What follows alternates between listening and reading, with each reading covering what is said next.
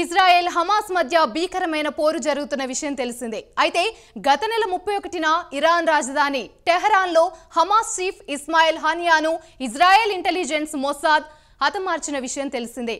ఆయన స్థానంలో Yahya సిన్వార్కు Hamas chief బాధ్యతలు అప్పగించారు. అయితే ఇజ్రాయెల్ అమెరికాలు కలిసి సిన్వార్ను అంతం చేయడానికి విఫల యత్నం చేస్తున్నాయి.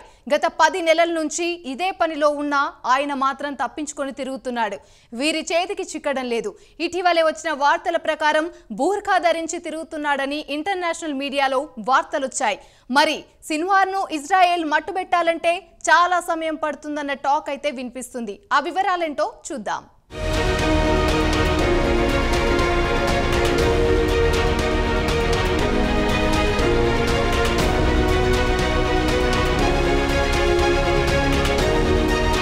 హమాస్ మాజీ చీఫ్ ఇస్మాయిల్ హానియాను టెహరాన్లో లేపేసిన ఇజ్రాయిల్ తన తదుపరి టార్గెట్ మాత్రం యాహియా సిన్వార్పై పెట్టింది.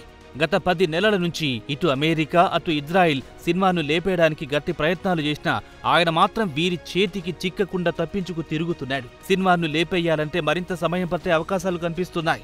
న్యూయార్క్ టైమ్స్ ప్రచురించిన వార్త ప్రకారం చూస్తే ఇరు దేశాల మధ్య సమతూకం దెబ్బతిన్నట్లు కనిపిస్తోంది. ఎందుకంటే ఇరు దేశాలు కలిసి లక్ష్యాన్ని ఛేదిస్తే క్రెడిట్ అంతా ఇజ్రాయిల్ దక్కించుకుంటోంది. అమెరికాకు పేరు రావడం లేదని అమెరికా ఆవేదన.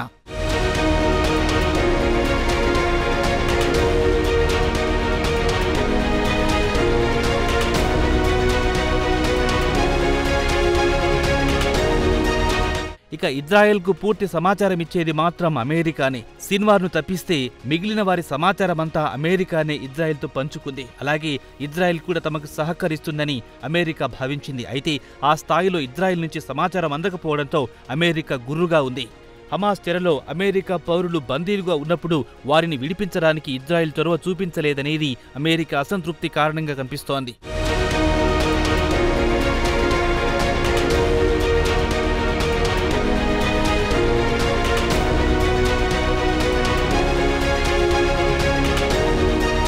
ఇక ఇజ్రాయెల్ ప్రధానమంత్రి బెంజమిన్ నెతన్యాహు విషయానికొస్తే సిన్వార్ను చంపి హమాస్కు గట్టి సందేశం ఇవ్వాలనుకుంటున్నారు. సిన్వార్ తర్వాత హమాస్ పూర్తిగా తుడిచిపెట్టుకుపోతుంది. దీంతో గాజాను పూర్తిగా తమ అదుపులో తీసుకురావచ్చనేది నెతన్యాహు వ్యూహంగా కనిపిస్తోంది. దీంతో యుద్ధాన్ని ముగించాలని చూస్తున్నారు.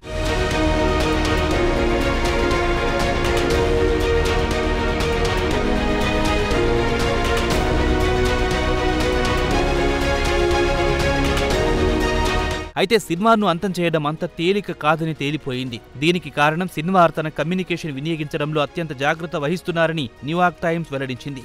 యుద్ధం ప్రారంభమైన తర్వాత సిన్వార్ తన కమ్యూనికేషన్స్ అంతా ఎలక్ట్రానిక్ మోడ్లోనే నిర్వహించేవారు. అటు తర్వాత జనరేటర్లకు ఇంధన కొరతతో సిన్వార్ సమాచారాన్ని కొరియర్ సర్వీస్ ద్వారా పంపిస్తున్నారు. ఎలక్ట్రానిక్ మోడ్లో పంపిస్తే తేలికగా సమాచారం తెలుస్తుందన్న అనుమానంతో తన మోడ్ ఆఫ్ కమ్యూనికేషన్ను ఆయన మార్చుకుంటూ పోతున్నారు.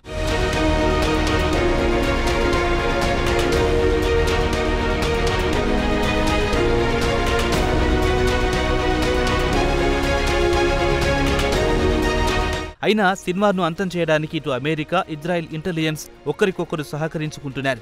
ఇదే సమయంలో ఎవరికి వారు సిన్వార్ ఎక్కడున్నాడో ఆచూకీ కోసం ప్రయత్నాలు మాత్రం ముమ్మరం చేశారు. ఇక హమాస్ కొత్త చీఫ్ మాత్రం వేషాలు మారుస్తున్నాడని సమాచారం. ఇటీవల బుర్ఖాలో కనిపించాడన్న వార్తలొచ్చాయి.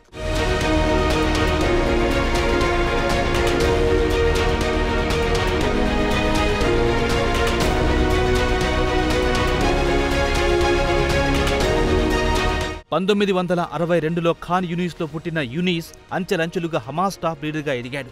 1980లో సిన్వార్ను ఇజ్రాయెల్ అరెస్ట్ చేసింది.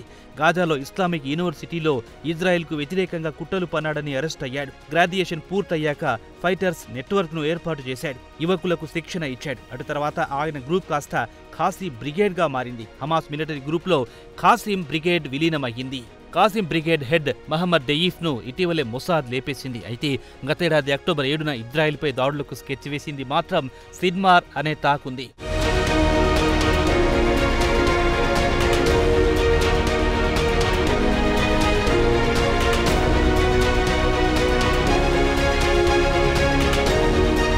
ఇక సిన్వార్ విషయానికొస్తే 23 సంవత్సరాల పాటు ఆయన ఇజ్రాయెల్ జైల్లో శిక్ష అనుభవించాడు. జైల్లో ఉన్న సమయంలో హెబ్రూ భాష నేర్చుకున్నాడు. ఇజ్రాయెల్ రాజకీయాల గురించి బాగా అవగాహన పెంచుకున్నాడు. 2011లో ఖైదీల బదిలీ సందర్భంగా సిన్వార్ జైలు నుంచి విడుదలయ్యాడు. ప్రస్తుతం హమాస్ను ముందుండి నడుపుతున్నాడు. మరి సిన్వార్ అత్యంత జాగ్రత్తగా ఉంటే తప్ప ఇటు ఇజ్రాయెల్, అమెరికా నుంచి తప్పించుకోలేడు. మరి ఎవరి ఎత్తులు ఫలిస్తాయో కాలమే చెప్పాలి.